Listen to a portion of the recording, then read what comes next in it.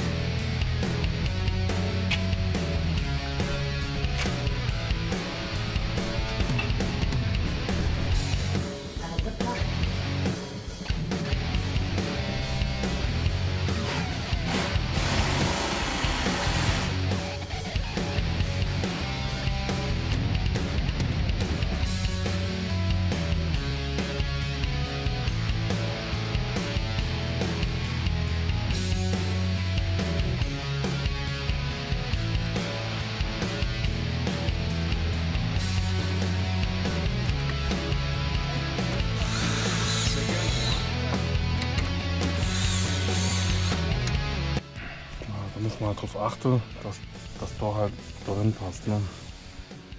Da ist der Schlitz und da ist das Verschlussband. Das muss da nehmen, weil die Schrott geht später da durch. Und meistens beim Ausbau kann es passieren, dass man das verbiegt. Ja. Sind wir schon, oder? Ja, eigentlich schon drin, ja.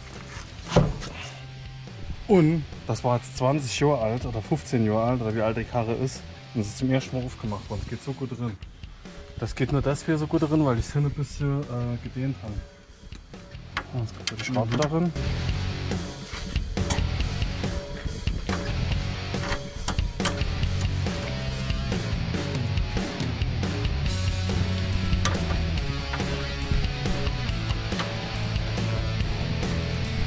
Wenn man da anfängt zu drehen, Ja. am besten holt man eine Schlagschraube. Wenn man anfängt zu drehen und es dreht sich nicht mit, macht man da die Nuss drauf und trägt da hinten dran, kriegt man mit der Wasserpumpe das Ganze ein bisschen dran. Okay. Ja. Ungefähr so, Ja. wie man am besten Sitz hat. Und dann dreht man auf. Also wie man sieht, ist da die Gummidichtung kaputt. Und da ist dann Wasser reingekommen und das ist eine Metallkugel in einer Plastikschale. Wenn die Metallkugel anfängt zu rosten, schafft die sich Platz in dieser Plastikschale. Die Plastikschale ist da unten in dem Gussteil da drin, keine Ahnung, wie man das nennt. So, um den Spurstangenkopf zu tauschen, müssen wir die leicht lösen und hier die Mutter abmachen und mit dem Hammer dort drauf kloppen. Und dann geht's ab. Ich zeige euch jetzt, wie das geht.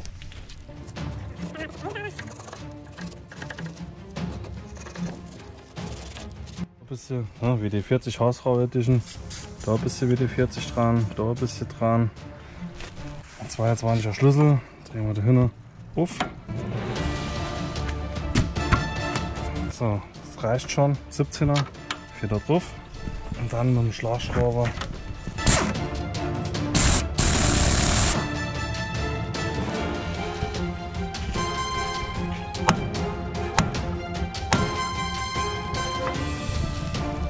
Das Ding abdrehen. Wenn man die Mutter hier lässt, wo sie war, und dreht sie nicht ganz zurück, dann ist die Achse schon mal voreingestellt. Dreht man den neuen Spurstangenkopf drauf, voreingestellt, ersetzt aber nicht, dass die Spur vermessen werden muss.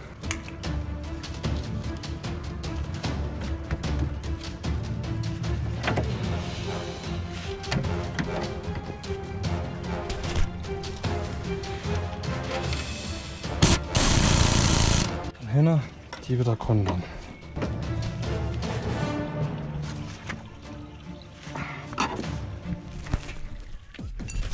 Kevin, komm. Fertig. Ja. Also die Schraube haben wir schon gelöst. Hier auf. Schöner Gammel. Gammel und fügt ihr jetzt. Gammel, das sieht aus wie neu alles. Ja, ja. So.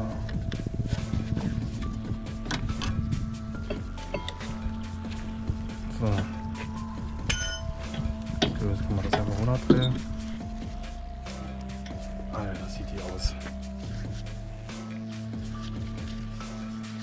Was machst du doch eigentlich? Bremssattel tauschen. Was hast du gerade mit der GoPro? Ich mach den Kevin zum YouTube-Star. Okay, Wir wollten Japan-Star machen, aber da verdiene ich nicht so viel Geld, da kriege ich Höhenflug und so. warum? Ich hätte noch eine andere Linse gebraucht für, für alles für Nahaufnahmen, alles größer darstellen. Ja, das wäre alles viel zu teuer gewesen. So, So kleine Dinger kann man in die Kamera nicht gut, fertig, aufnehmen. das ist getauscht. Machen wir das da dann. Und das da. Kommt dort dran. Das machen wir später, wenn es festgeschraubt ist. Ja. Hat man mehr Gewalt, da kann man besser ziehen und drehen und machen. Ne? So, das ist das. Jetzt hat der Jakob bestimmt die da nicht gelöst. Ne? Noch nicht, nein. So, die überprüfe, die gehen leicht. Macht er hier meine Sicherung kaputt. Und schmeißt die noch weg.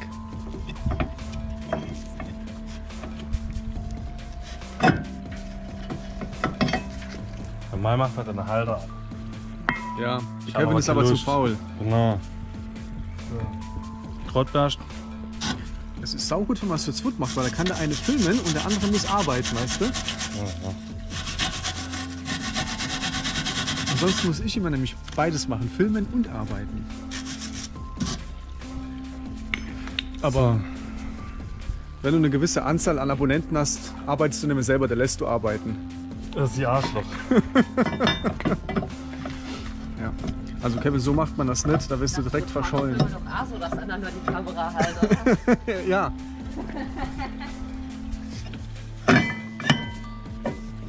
So. Kann man so machen. Ist zwar scheiße, aber man kann es so machen. Der Kevin kann es halt nicht besser, also macht euch da keine Gedanken.